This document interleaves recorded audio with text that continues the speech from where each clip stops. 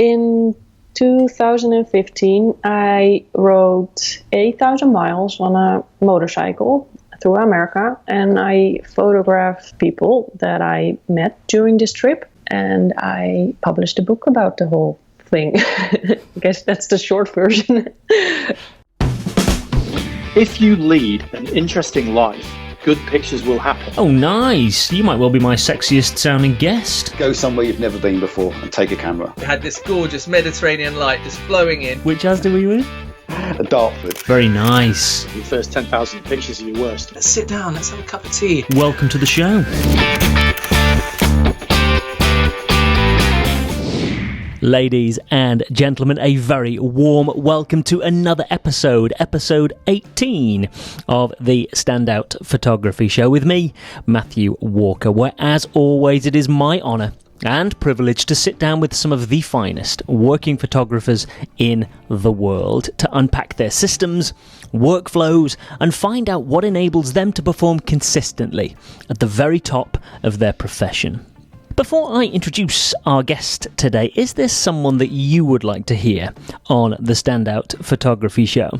If so, let me know on Instagram or Twitter at Matthew D. A. Walker. That is at Matthew D. A. Walker, just like Ebru Yildiz, and I do hope I have said that correctly, who is a New York-based photographer and listener of the show, who kindly introduced me to today's guest via Instagram and requested that I invite her here to appear on the show, and I'm absolutely thrilled that she kindly agreed. So, without further ado, on the show this week, I welcome Dutch photographer and National Portrait Prize winner, Robin De Puy. And I promise you, Robin says that much more beautifully and graciously during the episode. You can find Robin on Instagram at Robin_D_Puy. That is Robin, ROBI_DE_PUY.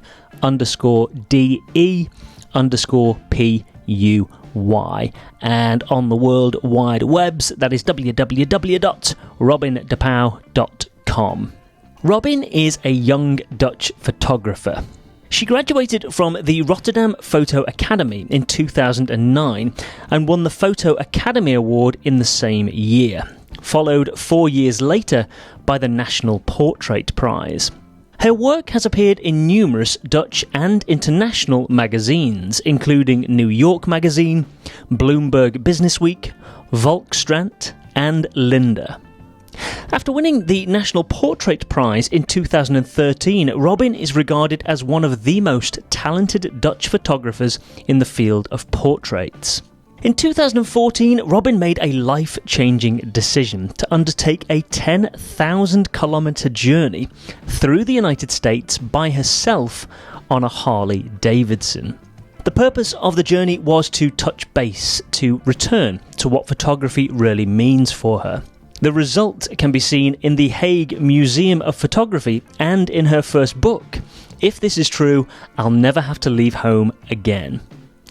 I am incredibly grateful to Ebru for introducing me to Robin and her work, and I thoroughly enjoyed our conversation, throughout which we discuss honest portraits, personal projects, self-development in photography, discovering and being secure with your style of photography, creating photo series, being curious, expanding beyond photography to tell stories through films, words and audio, listening and being truthful, creating an engaging website, creating honest moments, and of course, not to mention travelling 8,000 miles across America on a Harley Davidson. It is a real pleasure. Please switch off from the world and enjoy my conversation with none other than Robin De Puy. Without further ado, Robin, welcome to the Standout Photography Show. Thank you for joining me. Thank you for asking me. Absolute pleasure. Now, Robin, before we get started, may I ask you to introduce yourself, because you have such a beautiful name and I simply cannot do it justice. So may I be awfully unprofessional and say, Robin, would you mind introducing yourself to the Standout Photography Show? Yes, no worries. I will do it in Dutch, so it sounds like my real name. So my name is Robin De Puy. You see, that sounds beautiful. I just can't say it like that. Sounds absolutely lovely. So whereabouts in the world are we speaking No worries. to you today? Well, I live in the Netherlands, quite close to Amsterdam, like 15 minutes up north from Amsterdam, and it's called Wormer, and it's a little town, and I live in between two waters in an old water station. And if I'm not mistaken, this is your first podcast, is it not? Let me think. Yeah, well, yeah. I did a couple of them in the Netherlands, but not like this. Fantastic. So technically we have an exclusive here, which is wonderful. So look, for anyone that is unfamiliar with your work, would you mind describing yourself and your work as a photographer? Yeah, so let me think. I mainly do portraits. So I photograph for newspapers, for magazines, and beside my commercial work, I do have my own personal projects. Those are mainly in America, which is a little bit difficult now because of the COVID-19, of course. But America is like a big subject in my work. And I would describe my portraits as, well, I think they're honest. I think they're sometimes a little bit confronting because of the honesty in it. I always try to simplify my images, so it's really about the human being, about their emotions, and not really I don't place them in background that tell the story. And I really like to, embrace things that are remarkable to one another. So if it's physically or mentally, I always try to embrace the things that are standing out. And well, I don't like hiding things. So I guess that's the best way to, explain my photography, I guess. Well, I would completely agree that your work is very honest. It's very simple. And I'm pleased that you mentioned your work in the States as well, because that is something we will cover in much more depth as we go through our conversation. Why photography for you? And I know that is a very broad question, but what is it about photography that fascinates you? I think when I started... I started taking pictures. It was because it fitted me best, I guess, to tell a story. So I was kind of shy and I wasn't really able to talk to people. So, and I had this large format camera with this thing over your head. So, and someone really had to stand very still. So when someone's standing in front of my camera, they really, they could breathe, but they couldn't talk, and they really had to stand still for 2 minutes or something. And they couldn't see me, so I was able to have a look at them without having all kinds of conversations. But now my photography is a little bit different, so I use different cameras, and I always have this camera in one of my hands, and the other hand I'm just, trying to explain things, and I'm more into talking to someone, but that's how it started. So I guess that was the best way for me. Do you think that because you began working with a medium format camera, do you think that has influenced your style of photography going forward? As in, I have this love for very detailed things. I would like to almost touch the skin of someone, or even feel the little hairs on your body, or and I think that's what I liked. Besides the way you work with a large format camera, I also like the detailed photos that it gave me. May I ask how you came to own that camera, and what age were you when you began photographing with it? I was I think, 19 years old, and I bought the camera new in Lisbon. Lisbon. How do you say it in English? I don't know. Lisbon. And it was made of wood. So it was. How do you say? Lisbon. Is that right? Lisbon. Yes, that's right. And it was made of wood, and it was new. And it was my first. Well, it was my first real camera, and I was in love with it. You could just take it with you as a little wooden, case or something, and then I just unfold the thing, and then it was this beautiful, gorgeous. I don't know. It was so nice already just to have a look at the camera itself.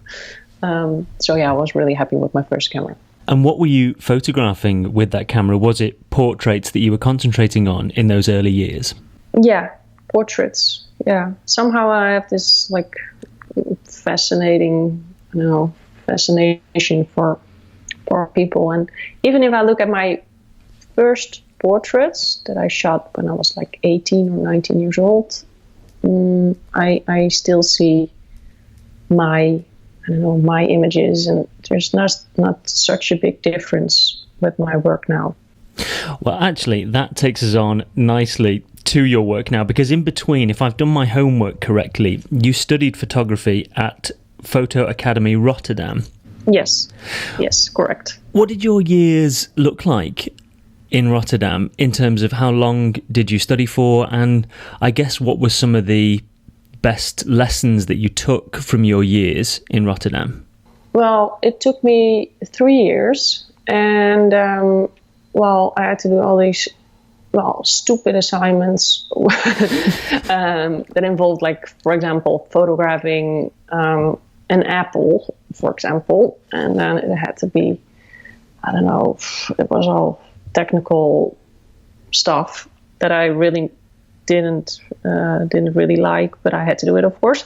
So I learned the technical basics over there, which was really good. But I think the best thing I learned over there was talking about my work, understanding my work. So why do I take these pictures, and why do I like portraits instead of landscapes? And I was able to. I learned how to, stand up for my work. So there's a lot of negative feedback when you, especially in the beginning, when you show your work to, clients or you do these portfolio viewings, you have to,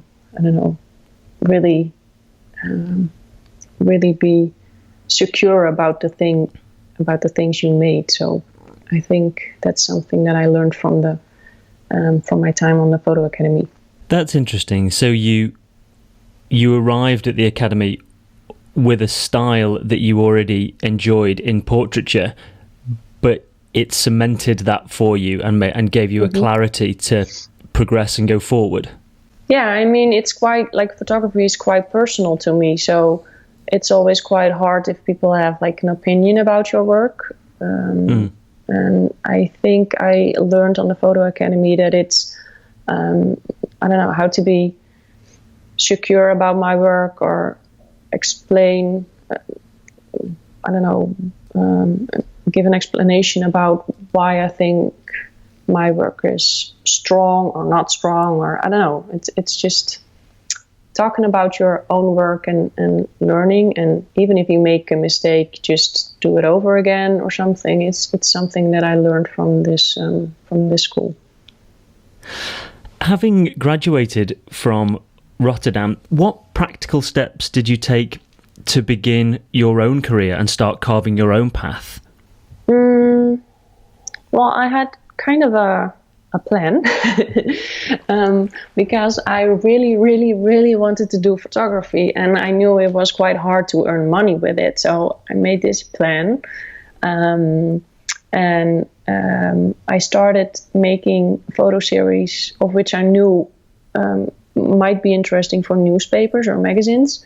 And then I tried to sell them. So I knew that they probably won't give me assignments straight away. So maybe I can just make a couple of series and then send them to those newspapers, and hopefully they like it, and they can just publish the whole thing. So that's how it started for me. I think it's so refreshing to hear you say that you had a plan, because I think it's so important in order to achieve what you want to achieve. If you can envisage what the end goal might look like. Did any of those magazines or newspapers begin to slowly pick up on the work you were doing? Yes, actually they did. So I had one series about girls that worked in the prostitution of my own age back then. So girls that were only like 18, 19, 20 years old. And that was published by the one of the big newspapers in the Netherlands. And then I had one series for another magazine, which was quite good here. And it was about ladies that are that shaved their head, like they were bald, but without being ill. So I thought it was kind of an interesting series. So it was a style like choice. A lot of, if you graduate, but I think a lot of people always forget that if you graduate from the academy, they start making like their own series and they're making a lot of work, but then they forget. I mean, of course, if you're aiming to photograph for newspapers and magazines, it would be good, I guess, to think about what they would like to publish instead of only making your own series. So that's what I was focusing on the first couple of years after I graduated. How did you begin to find the subjects for those stories?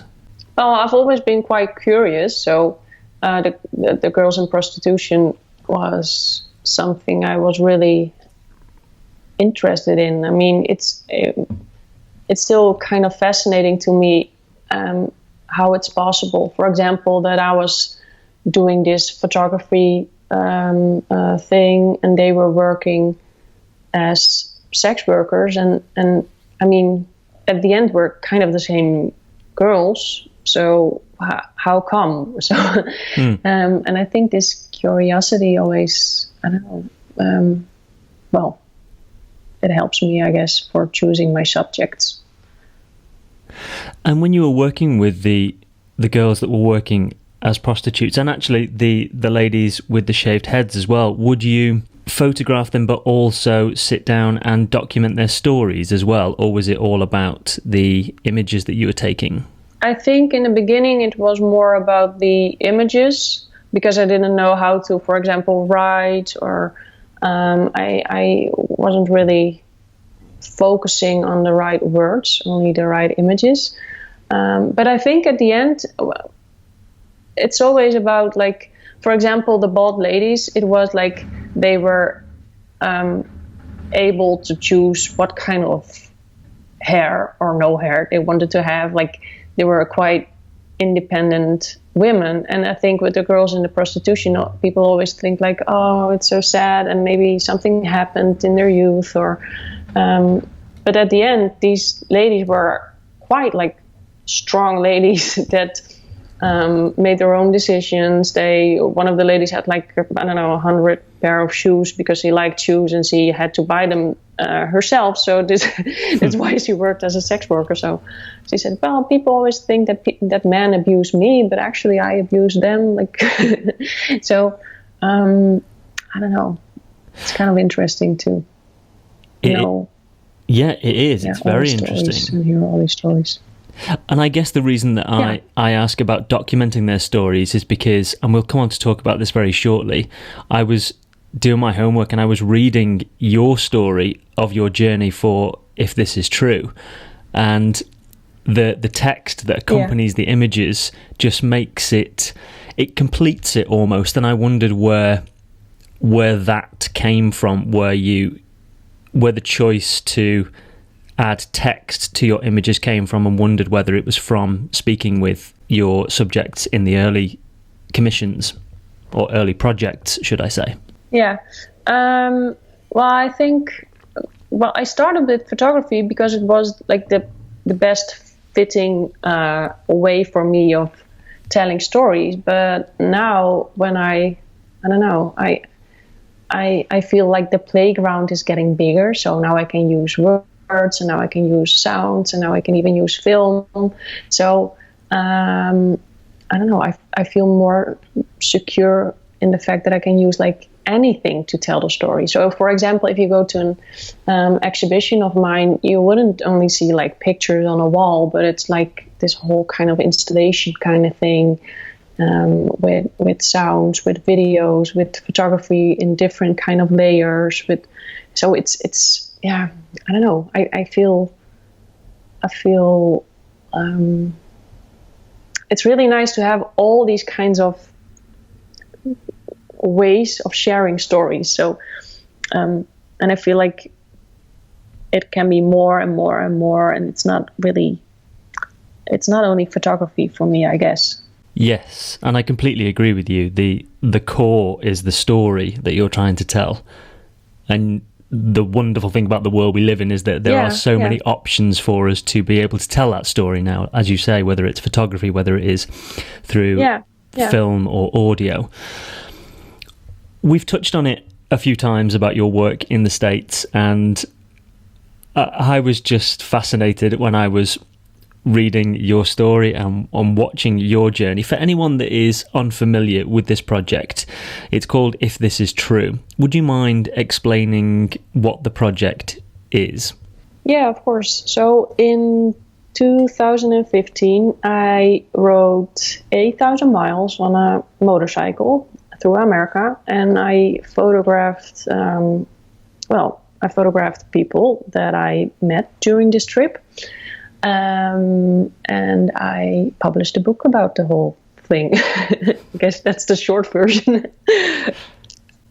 It fascinated me because I could, for me personally, I could relate to it. It's something that I've always wanted to do, and the fact that you did it on a Harley Davidson was just, it must have been an absolute dream.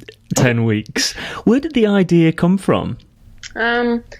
Well, I guess because I was quite young when I graduated from the photo academy, and then I started doing all those jobs for the newspapers and magazines, and it went quite well. So in just like a short time of period, I wasn't really able to choose my own subjects, because the magazines, they gave me all these assignments and they were deciding who I was photographing, which is kind of a cool thing, of course, because I wanted to earn money with my photography. So that went well. But doing that for a couple of years, it started to, I don't know, it was frustrating me a bit. So I had to figure out a way that I could, again, start choosing my own subjects and telling my own stories. And then I thought, okay, I have to do something radical, something that is triggering me to, I don't know, figure out who I want to photograph, why. And then I thought, okay, maybe I can go to America.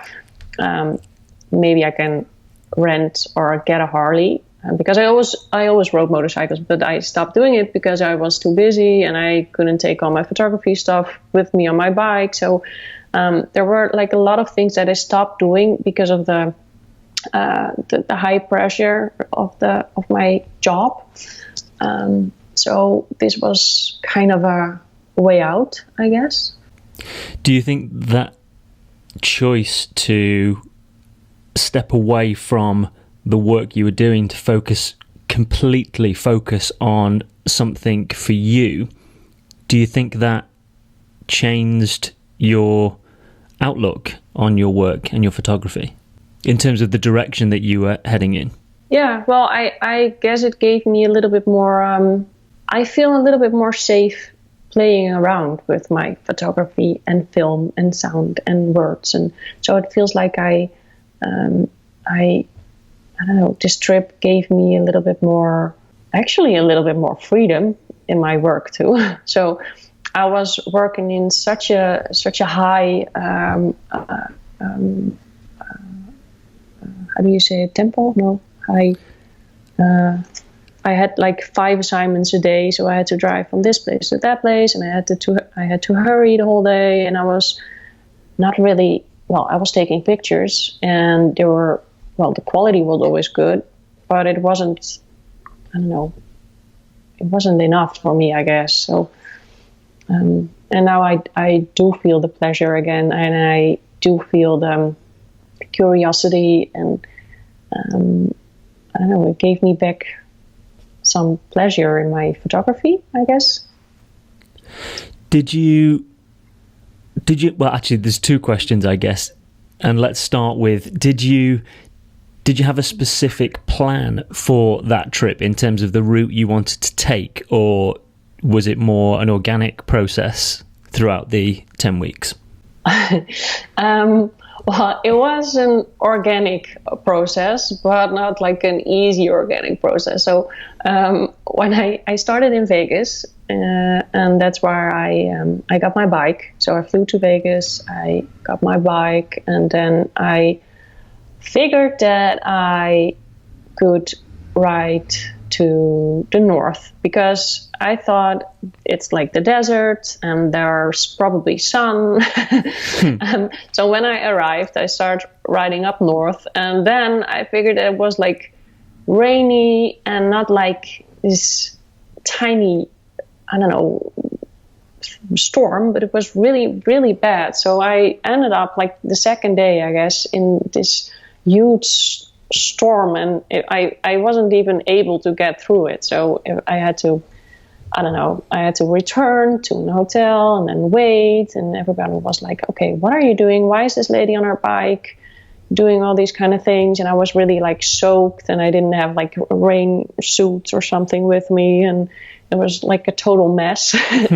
But then during those 10 weeks, I started to recognize the skies. So I started learning like, this kind of sky, it might snow in a couple of hours, or it might hail, or so I don't know.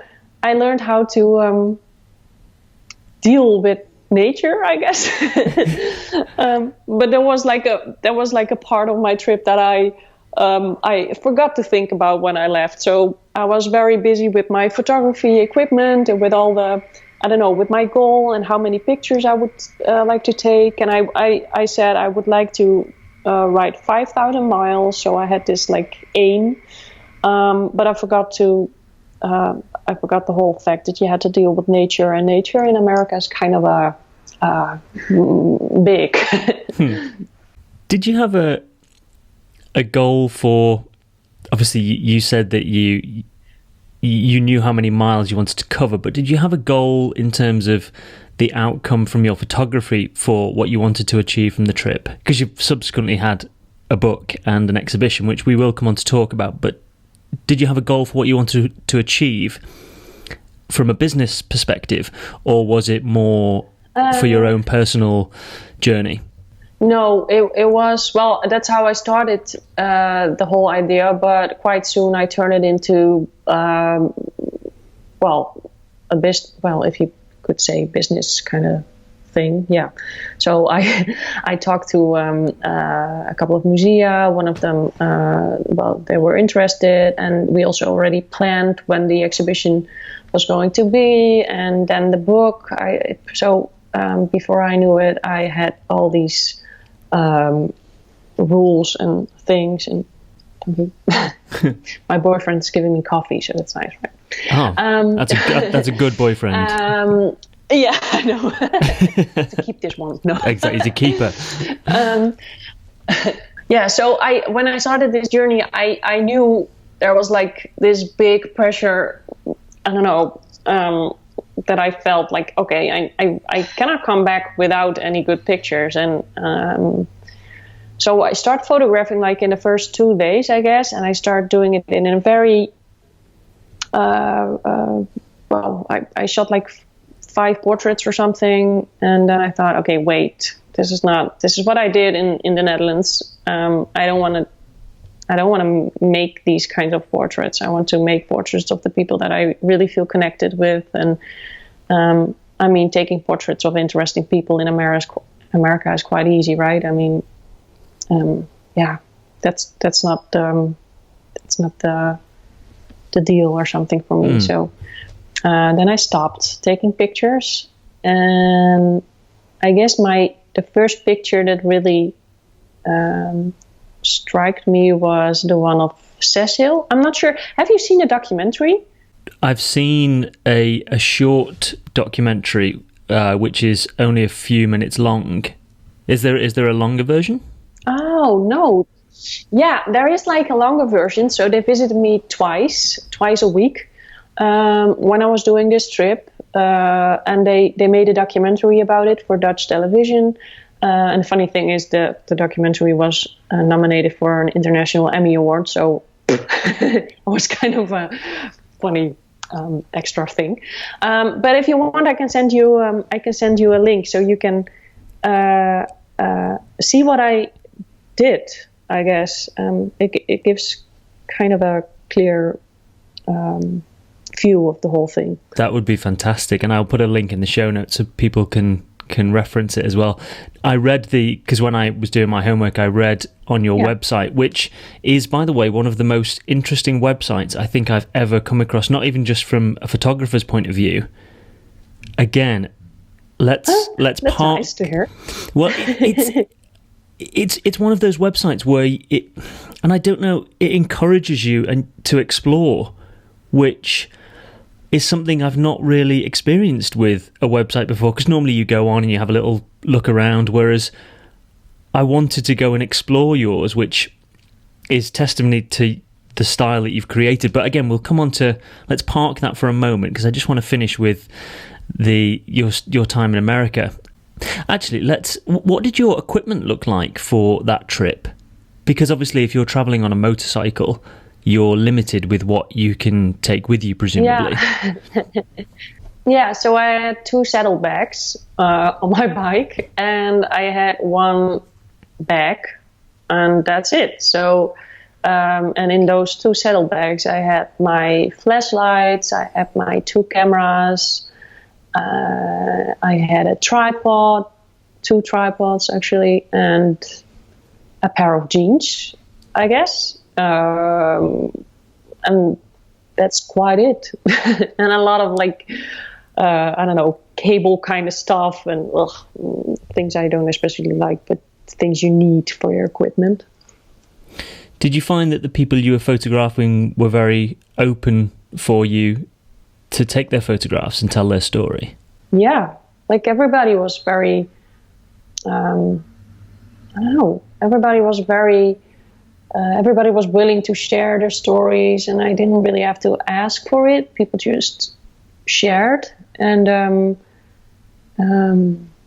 I think if you just see it from their perspective, it's kind of a strange thing. I mean, you live in a very remote area, and then suddenly this girl on a motorbike visits you out of nothing and starts taking pictures and is listening to your story. So, and there are a lot of lonely people over there. So I guess people were just happy that there was someone that listened to their stories and took their picture and just spent some time with them.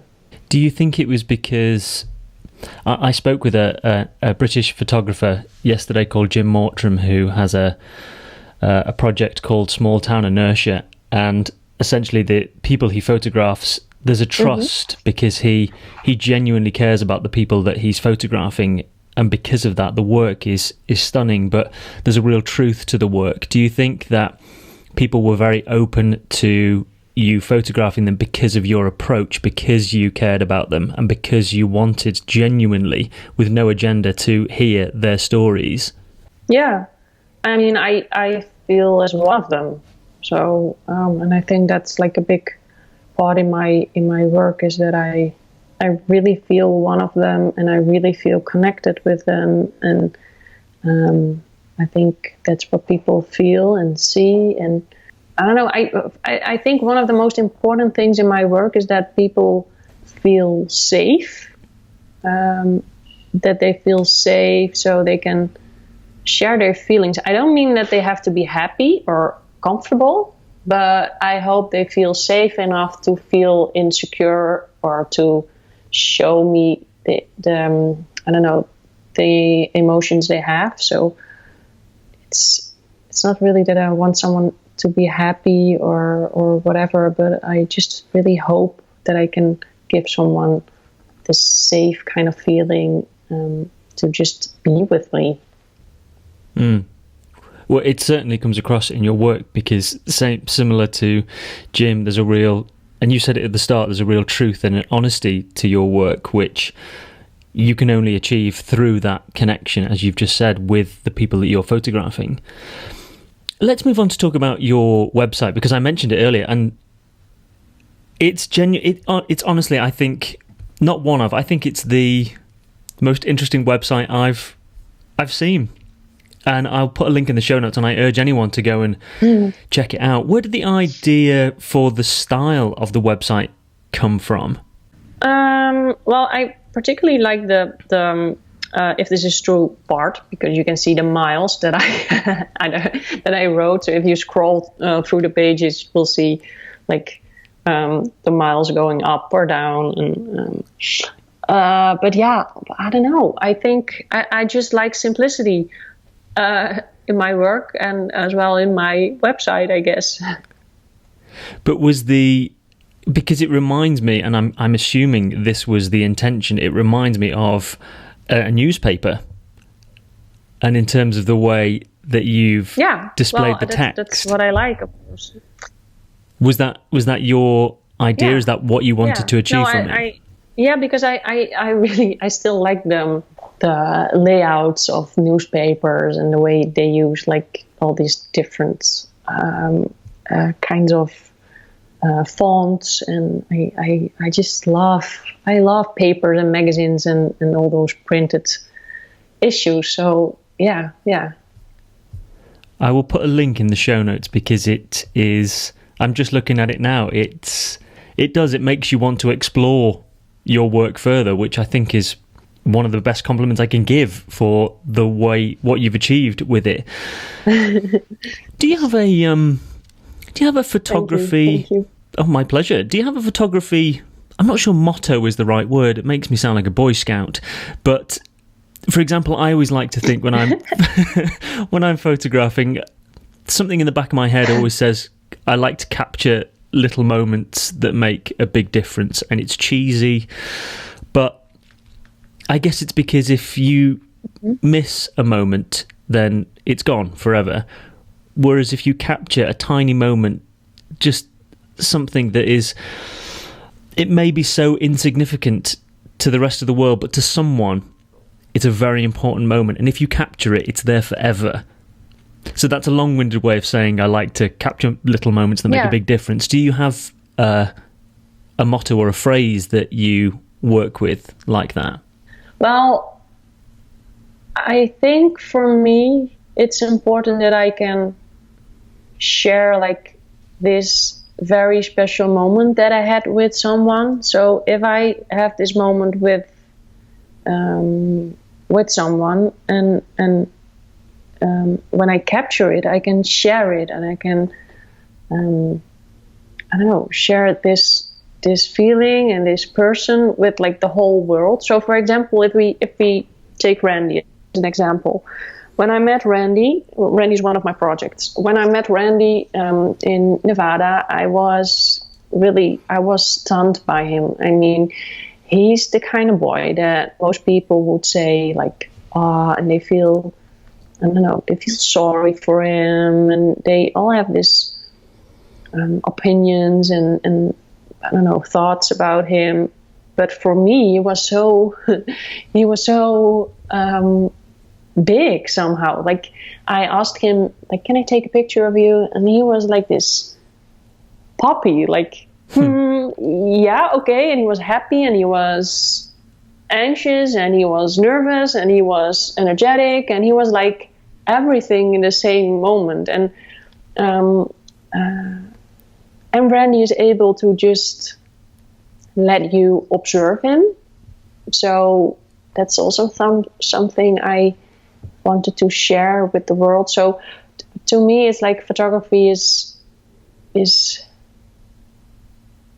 well, I guess sharing my connection with someone, or my thoughts or my feelings with someone. I mean, sometimes feelings are so big that it's impossible to keep them for yourself. Like, you have to share them. It's like, for me, it's like really, really important that I can share all those feelings, because they're too big for me alone. Yeah, I also think that for me, like in my photography, it's not. We always say like, if we see a portrait, we like to say like, that's a bad guy or a good guy, or we have all these opinions and thoughts about this one person in the picture. But I don't feel like we are watching or observing this person. I think we see mainly the photographer. So I mean, it's interesting how you, I don't know, play with the one in front of your camera and try to tell a story, but it's not only his story, it's also the story of the photographer. And I think that's something important that we really have to realize if we see a picture, that it's not like the truth or something. It's the story of the photographer in combination with the story of the one who's in front of the camera. That actually leads me on very nicely to what I was going to ask you just then, because you mentioned about observing the people you photograph, and I'm thinking here in terms of personal projects like Randy rather than commercial projects. But if you're working with someone like Randy, the word you used was observe. When you're shooting those stories, is that how you like to work? Do you like to observe the people that you are photographing and photograph that, rather than giving them direction, if that makes sense? Or is it a combination of the two in order to capture the best image? Yeah, I think it's a combination of the two, because I like to observe, but not particularly photograph at the same time. So I like to observe, and then I take this one thing that stood out for me, and then I like to place it in a different location, for example, or I like to then use it. So I think my pictures are like a combination of all things that I saw before. So for example, like a pose or the way his body moved, I combine it with a location I saw a couple of days earlier, and I combine it with an emotion I just saw like 5 minutes ago. So I like to take all these documentary aspects and then turn them into one image that tells my story. That makes complete sense. Thank you for clarifying that. If you could frame only one image of yours, what would it be, and why? I guess, is there one that stands out for you? And perhaps not necessarily just the image itself, but the story that is accompanying it as well. Maybe if you could, let me rephrase slightly, if you could display one image in Times Square or Leicester Square that displayed your work, what would it be? There are a couple of pictures that I like, but I think one of them, actually that one is framed in my house. It's the only one that I framed. It's of Elise. And Elise was a girl that I met in 2013 or 14, I'm not sure anymore. And she, I don't know, the way I photographed her. No, let me start again. So I met her at the bookstore, at a book fair in New York City. And you have this beautiful book fair over there with a lot of interesting people. And I was walking there, and then suddenly I saw this girl, and she was putting her hair in a ponytail. And when she did that, I saw the hair in her armpits and her face and everything. She was so extremely beautiful, but not like the regular beauty we like to see. So I was really, I don't know, I was really stunned by her, I don't know, she was so conscious and she was so secure about her body. So I asked her, like, hey, can I maybe take a picture of you? Maybe not here, but maybe I can visit you at your house. And she was also working in the same industry. So I don't know, we had a really good talk. And then she said, yeah, just visit me at my house. And so I went there that same night, and she was so comfortable in her own body that it really, I don't know, it really triggered me, like, oh wow, that's really, it was beautiful to see this. So I shot a portrait of her, and that's also one of my favorite portraits. And from that point, I thought, okay, I really, really need to focus a little bit more on the people that I feel connected with, and because I felt the energy that I lost a little bit because of all the assignments, and that portrait really gave me the feeling, okay, I need to do something. I need to do this trip. I need to focus a little bit more on why I start doing photography instead of, I don't know, earning all this money without being happy with the pictures I take. So she really turned everything. She really gave me a direction. What for you makes a good portrait image? I like it when it's not too neat, I guess. So I would say that it should be sensitive. And because of that, it can be a confrontation, maybe, even if you see the picture. Somehow it has to tickle you. Like, I don't want to scream into your face with my photos, but I like to tickle, and maybe you go back again to see the picture, and maybe you go back again and again, because there is something you cannot really touch or you cannot really understand, but it's something, I don't know, there's something unclear in the picture, maybe even. I love that. That's such a lovely way of describing it, and I've never heard it described like that before. It should tickle you. I love that. Because you're right, because there should be something that catches your attention which makes you want to go and explore further. I love that. That's a really beautiful way of describing it.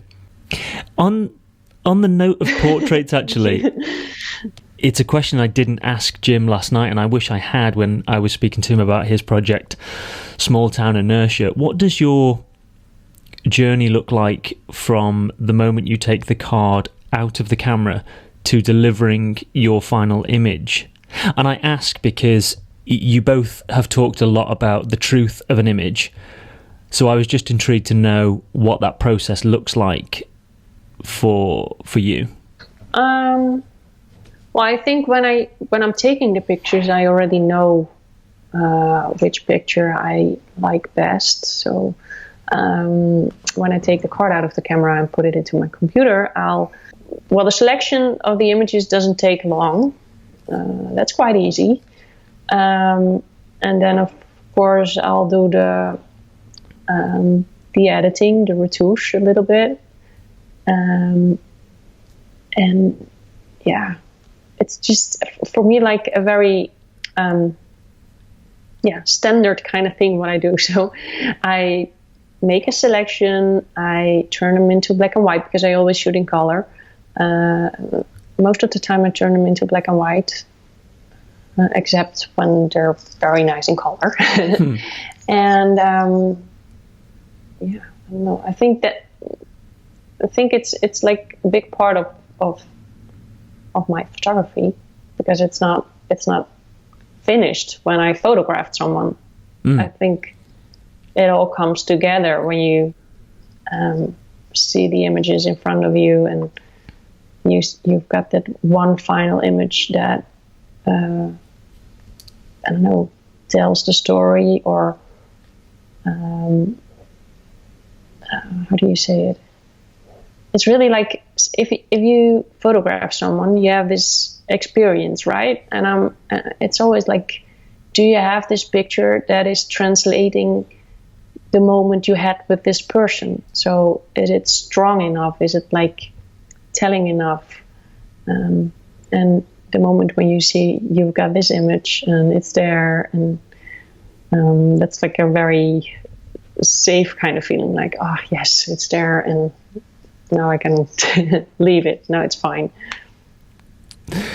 You mentioned the colour word in terms of black and white or colour. So I'm going to ask you some quick fire questions, and I'm not looking for anything deep necessarily, although we can do that if you would prefer, but I'm looking for your gut reaction, whatever your instinct tells you. So, and I think I know the answer to some of these, but I've said this to other photographers and I've been wrong. So let's see, black and white or colour?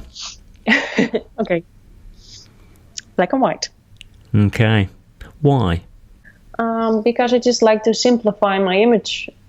So most of the time, if I cannot direct the colors in the image, I rather just take them out. That makes complete sense. Okay, and again, I think I know this. Personal project or commercial project? Oh, I really like both, but my personal work is like the main thing, of course. But I really, really like my commercial jobs too, so it's hard. I need both. Okay, you can have both. Prime or zoom? Yes. Prime or zoom? It's like, I don't even know what prime is. Is prime, what is it? Oh, I beg your pardon. Oh, we may have found something that doesn't translate across the Netherlands. Prime is a lens that is a fixed focal length, so a 50mm, for example. Ah, yes, of course. Like, yeah. No, prime. No zoom. I never use zoom. Interesting. Why? I hate zoom. I also, because I just hate the fact that you are like, I don't like a big distance in between me and my subject. I really like to stand very close to my subject, and so I can almost feel the one in front of me. And that's, I don't know, I play with the emotions of someone. And if I just have to stand like far away, I cannot feel it. So yeah, prime, for sure. Good answer. And actually, I spoke to a wonderful photojournalist, British photojournalist called Peter Dench, and he said exactly the same thing. And the best way I could find to articulate it was that with zoom lenses, you report the story because you're slightly detached from it, whereas with prime lenses, where you are right up close with your subject, you tell the story. Yeah. Can you relate to that as well? Yeah, exactly. Yeah, and I mean, some people are like frightened a little bit by the fact that you are so close, and some people do feel safe because you're both in there. So yeah. Yeah. How do you manage a situation where someone is potentially uncomfortable being in front of camera that close? I really, for me, I think my main focus when photographing someone is that they feel okay and feel safe. So if somebody is feeling unsafe, then my main focus will be try to get this person at ease and make it a little bit more comfortable. And I'm a photographer who always talks about all these aspects, and if someone is feeling insecure, I would take him or her with me in the whole process. So I show the image I show like the pose he or she had, and I'm really try to work with the person so he feels a little bit more comfortable, and he has or she has a little bit more the feeling that that they are in control too. Okay. Canon, Nikon, or other? Nikon and other. Okay. Film or digital? Nowadays, I guess digital. Is that because of the style of image, or that is it because of the ease of use, I guess, and the accessibility to create more images in a more efficient manner? I guess both. Although I don't photograph in a digital way, I guess.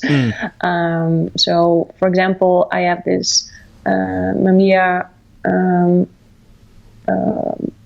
large format camera, and it's I don't know, it has so much details in it, and so I don't know, the quality is that good that it doesn't really need to photograph analog, for example. So yeah. Okay. I'm intrigued by this next one because I'm not sure of the answer, and because I've seen the way you photographed some of your subjects in the States, so I'm not sure. Studio, and by studio I mean flash, or natural light? Mainly I use flash, but so I always have the same kind of set with me, which I use outside and inside. So yeah, but it's not that I want to feel the image like it feels like natural light, I guess. No, that's not true. That's not true too. No, I just like flash. What does flash offer you as a photographer, as a style choice? I mean, even if you're shooting outdoors. Well, it's something I can control the light, and because of that, I don't need to focus on the light the whole time. So I can just focus on my model in front of me instead of being busy with all the, I don't know, with the clouds and the sun and everything that's going on up in the sky. So that's one thing why I like to work with a flash. And I also like the way you can steer the light. So I like the little white spot in the eyes. I like the crispiness. I like the way you can control the light. I mean, it's not, I wouldn't say that I have like a very hard kind of light, so it's kind of nice to you. I also feel that it's a nice nice light on someone instead of like hard and too much or something. Okay, I genuinely don't know the answer to this next one. So, home or abroad? Abroad. Why? Because there are too many things that at my house that are always interrupting me, like phone calls, like, I don't know, just my life. And being abroad just takes me out of my basic life and just gives me the space to really, again, observe everybody around me and really connect with people, and etc. So yeah, abroad. Okay. All right, I'm going to ask you one final question, and then I will let you get back to that wonderful boyfriend of yours who makes you delicious coffee. What's the ultimate goal for you? And I ask that because you're still very early on in your career, and the things you've achieved so far are some things that photographers could spend a whole lifetime and still not reach that point. What's the ultimate goal for you with your career? Yeah, that's a good question. I think the ultimate goal would be, I don't know, just grow bigger in the things that I make and the people that I feel connected with. I strongly believe that we need this kind of storytelling. So, especially at this very moment, I mean, there are so many things going on in the world that it feels like we are, are more focused on our differences. We have a lot of opinions and a lot of, there's a lot of segregation going on.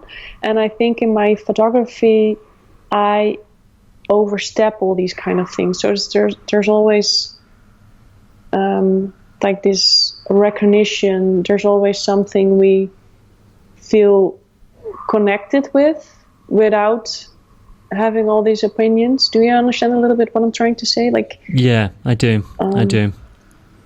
It's difficult to explain. Yeah, it's like I really feel that it's necessary to make stories that overrule all the opinions. So just this gut feeling of knowing that you are connected to someone, that that someone is, It makes... It's difficult to explain. No, it makes complete sense, and it's a very beautiful outlook, not just in photography, but in life. So, and I think that is a lovely way to conclude our conversation. Robin, thank you so much for joining me on the Standout Photography Show. Perfect. Thank you so much. That was my conversation with the wonderful Robin De Puy. A huge thank you to Robin for taking the time to speak with me and feature as a guest here on the Standout Photography Show. I hope you enjoyed listening to her wonderful journey as much as I enjoyed speaking with her. If you did, and you are enjoying what you are hearing at the Standout Photography Show, please support the show with your words, not your wallets. This show is completely free, and that's how it will always remain. So your kind words really do make a huge difference in helping us to secure the very finest working photographers in the world. And I won't read this whole review, but I have to give a special thank you to TimBob66, who left a very kind review following my episode with Tom Stoddart, episode number 15. Tim said 5 stars. Forget all the fancy YouTube gear reviews or channels by photographers whose only real-world experience of photography is as YouTube photographers. If you want to be a photographer, this podcast gives you genuinely valuable industry insights by people who earn their crust from commissions and licensing. This is exactly what I wanted to achieve with this podcast. So reviews like that really do make a huge difference. And TimBob66, thank you. Thank you very much indeed. Also, don't forget, if there is someone that you would like to hear on the show, please do let me know on Instagram or Twitter at Matthew D.A. Walker, just like Ebru Yildiz, who kindly introduced me to Robin today. In the meantime, have yourself a wonderful week. I will see you back here, same time, same place, next week on your favourite podcast platform. I've been Matthew Walker, she has been Robin De Puy, and you have been, as always, sensational. Until next time, take care.